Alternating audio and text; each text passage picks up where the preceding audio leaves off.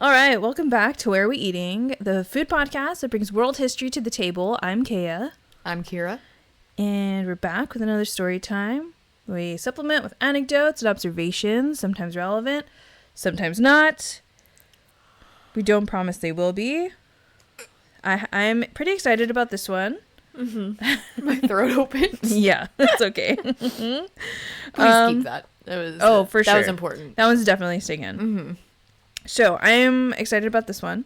This is one of my favorite childhood snacks. My mom would make them after school. I made a batch. We have a couple of them here in the middle. Lovely little buns. What do you know about the history of Bierocks? Absolutely nothing. Absolutely nothing. That's what I like to hear. Well, not necessarily, but it makes for a fun episode. So, Bierocks. There are multiple spellings. Let's just start with that. In the title, I am going to be using the Bierocks spelling. Mm-hmm. It could also be Beerocks, like beer, like the beverage. That doesn't feel right. Sometimes there's 2 R's. Sometimes there's 1 R. It's a translation from German. So, what's the German one? Bierocks. I mean the spelling. Oh, I don't know. I don't speak German. So I think there's probably like an umlaut or something in there somewhere. So this is also gonna be okay, go ahead. Oh yeah, no, I immediately needed to find the spelling. As long as I type German correctly. I just wrote Gertman. Might be a little hard to find.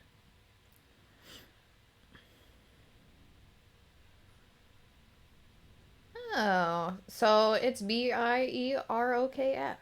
Okay. I guess Interessante. I'm not sure where that C came from. Maybe the Englishification. No, I said C. Bierocks. I'm having a problem. That's okay.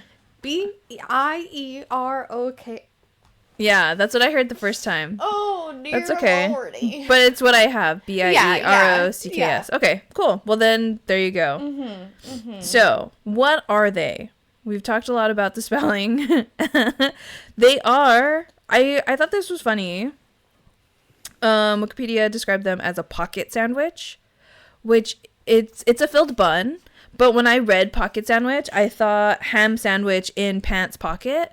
And thought that was really funny. Yeah, I immediately just thought, give me your tots. Yeah, exactly, that vibe. That's what it said, pocket sandwich. Granted, technically that wouldn't be in Napoleon Dynamite's voice because it was the other guy. But Yeah. I'm not going to give you any more tots. Yeah. There you go. I fixed it. Leave me alone. Yes, exactly. That's what I thought too. No, we're talking about filled buns, baby. Filled buns. So, what Bierocks are typically filled with is ground beef, onions, and cabbage. Oh, that is very German. Yeah. Well, as soon as you said cabbage. Cabbage, yeah. Yeah, roasted cabbage. And it's in a yeasted dough, sometimes sweetened. This one is slightly sweetened. Yeast? So, yeah, so this is... Okay. I don't know why you're looking at me like that. So, again, this was a very popular after-school snack in our house. My mom would make a big batch and freeze them. Then we'd come home and warm them up, and that's what we ate before dinner. So, again, I forgot to mention, I meant to mention, it's another excellent way to eat mustard.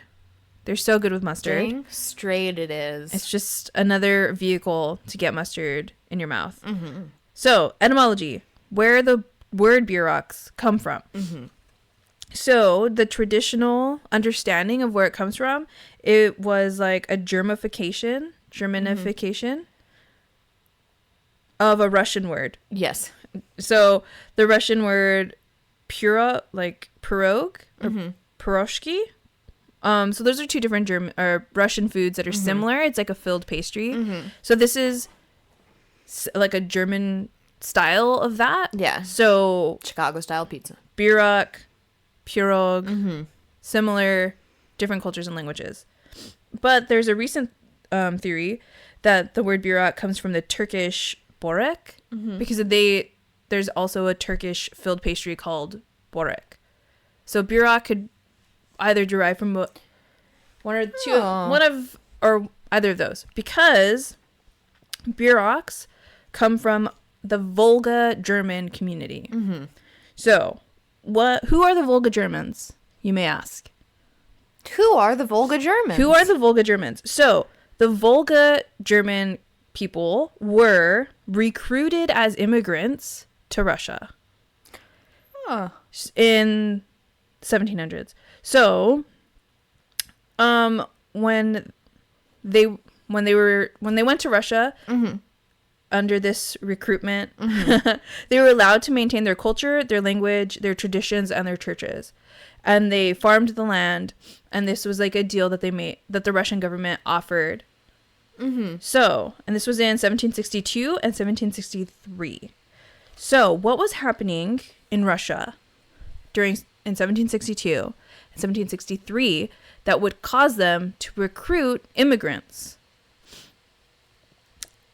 So, have you heard of Catherine II, now called Catherine the Great? Yes. Okay, so she was married to Tsar Peter III, and he took the throne in January of 1762.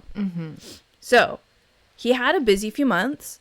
He gave back a bunch of land that they had that Russia had conquered, which basically undid a lot of the wars that they had.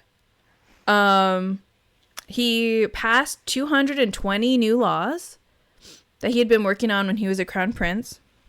One of them exempted nobles from compulsory civil and military service.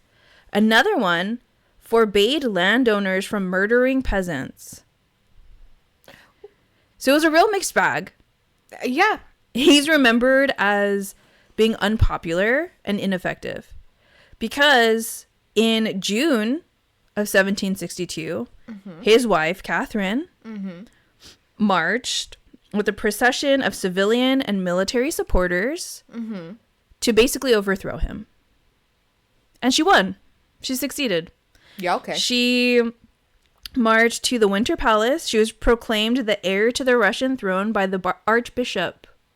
So everyone was basically against him. I think a lot of it had to do with him giving land back and kind of like undoing the wars and stuff.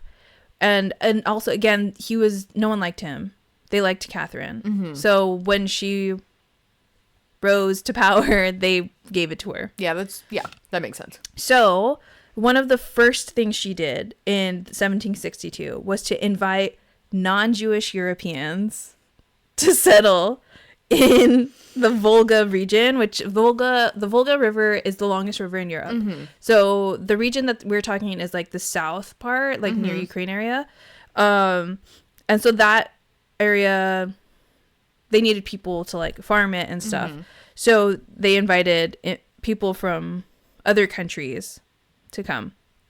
People from further west in Europe, like Italy and France, were going to the Americas when they were immigrating. So most of the people that came were German. So they became Volga German because they maintained their culture in that area. And so when you, so in 1762, that's when she first did it. And there were certain benefits, but not a lot of people took her up on the offer. In 1763, she redid it and added extra benefits like being exempt from military service. And that's when a lot of people took her up on the offer. That's when a large number of Germans moved to that area to farm. So when you were looking up for the spelling of Bierock, I was going to mention that because this German culture, they were able to maintain it, but it did grow separately from mainland German culture. Yeah. So it would be a little bit different. Yeah. More Russian leaning and kind of like maintaining like older traditions than modernizing with the rest of Germany. So it's like the reasons why I think it's Louisianan French sounds more like an old-timey sort of Yeah, French. exactly Yeah. that. Yeah. So, yeah, so the German people in the Volga region of Russia just farming away, you know. There were uprisings and like certain people who were against Catherine. And they did take advantage of this upheaval to kind of like raid the German settlements because they were, you know, immigrants in a foreign land, but they persevered. So we come to Tale as old as time. yeah, exactly. So we come to the end of the 19th century. So late 1800s. So in Russia, they begin an aggressive Russification policy. So no longer are they going to allow them to live by their own German culture, keep their predominantly live and work and in their language and their religions, everything. They're pushing to become more Russian. Like you have to speak Russian, you have to observe the cultures and all this. And a lot of their benefits is specifically conscription to the army, because before they had that they didn't have to go to the army. Yeah. So that was also taken away. So because of that, a lot of the people in that area decided they had to leave. Yeah. So most of them left. So a lot of the Mennonite Germans came to the US because there was a bigger Mennonite population here. And a lot of the Catholic Germans went to South America because there's a bigger Catholic population there. So they split up a little bit. They took their culture. So the language, the food ended up in both places. So when they came to the US, they mostly settled like in the Midwest, in the Dakotas, Kansas, and Nebraska. Those are really big areas. Like there are certain areas that German's like the predominant language. I don't know if it so much is anymore, but for a time there was. Yeah. They did, however, settle in other places like Oregon, Washington, and Fresno County, California. Oh, that's funny. Because they're farmers. So that explains that restaurant. What restaurant? The Bierocks place. The Bierocks place. Yeah. Yeah. So because they're farmers. That's why they went to Russia in the first place, was to farm. Yeah. And have this land and potentially not be killed by landowners because of that new law. But yeah, so they brought what they knew, and that was farming. So yeah, they ended up in Fresno County. Not as many as in Kansas, Nebraska, Dakotas, but some, which is how a Mexican lady in Dinuba learned how to make Bierocks. And that's why little Keyah ate them for That's wonderful. an after school snack. So yeah. Now, Bierocks are still pretty popular in the Midwest. There's a fast food version called Runza, and it's really big in Nebraska. They're like long and like rectangular, but it's the same thing. Oh, that's it's just funny. not round. Yeah. That opened in 1949, and it's still open. Like it's still a popular thing there. Other states have their own, like, chain. That's what I was looking for. They have their own chains. Most of those are round. Renza is really the one that's rectangular, and I think they did that like to separate themselves. Yeah. Like Wendy's square patties. Exactly. Yeah. The Renza square Bierock. But they're just called Renzas. But yeah, so the modern recipes for Bierocks, they're just ones handed down by families. Like when I was reading about it, people aren't really innovating in the Bierock space. It's a very heirloom recipe. Like you get it from your mom, who got it from her mom, who got it from her mom or mother-in-law or whoever. And it's like in certain circles, it's like even offensive to try to change it. So it's just, it's the same thing from old Volga region in Russia. And that is history of the Bierock. That Bierocks. Yeah, Bierocks. Yeah, so we have our Bierocks here. And I have our mustard here. Mustard here. If you want to take the bigger plate. For my bigger amount of mustard. Yeah. Here, let me hand you the mustard. Here. Bierock. Yeah, I'm gonna... Sorry, I got distracted. No, you're by good. showing my Bierock. I want to show the Bierock too. So yeah, it's just like a little round bun. Every culture has their filled bun. This is just the Eastern European German immigrant version. I'll put the mustard Oh my gosh, it smells so good. Yeah, so it's filled with the ground beef. I don't know if you can see it from the camera that far. Here, put it up to mine. Oh, you have little arms. Little arms. I can't. Here, let me bite into mine and then I'll show it. Yeah. So yeah, it's just it's ground beef. So my mom's recipe the recipe that my mom used, it has ground beef and ground sausage. I bought hot Italian sausage. It's not really hot. Ground beef. So I will Spice it up. I will spice it up. Only adding like a chili flake to make it spicy because I like spicy food. I am not trying to offend my mother.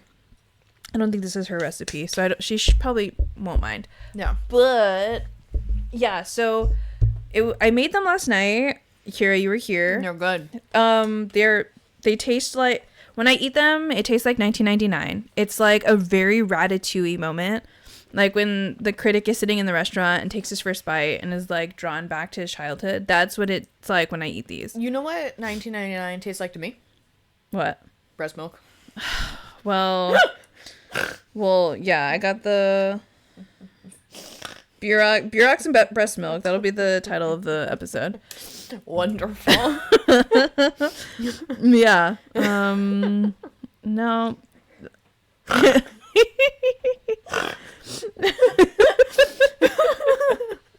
Okay. Yeah. But these are good. These are good. These are good. I definitely learned along the way. Mm-hmm. The first one's majorly overfilled. The bread was way too thin at the top and then too thick at the bottom.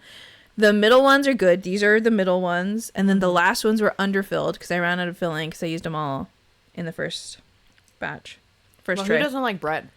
I don't know. Exactly. I do. Well, yeah. Good stuff. Mustard. Mustard. Mustard. So, this has been another episode of Where We Eating. Thank you for listening. Please like and subscribe. Follow us on Instagram, Spotify, Apple Podcasts, YouTube. I think that's it. Yeah, I think that's it. Drop down in the comments if you've ever heard of a Bierock. If not, that's cool. Yeah. They're kind of a niche thing. They're pretty good. But they're really yummy. Beer rock and roll. I recommend researching it, trying to find one, or making it if that's your thing. All right. See you next time. Bye bye. Beer rock a bear baby.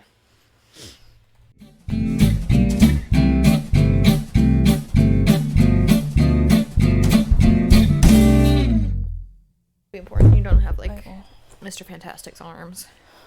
Oh, I know. Just stretch. Or like Elastigirl. No, unfortunately not. I have tiny little T-Rex arms. Do you think Elastigirl like actually has that much booty, or is she just stretching all the time? You know what? It's a good question.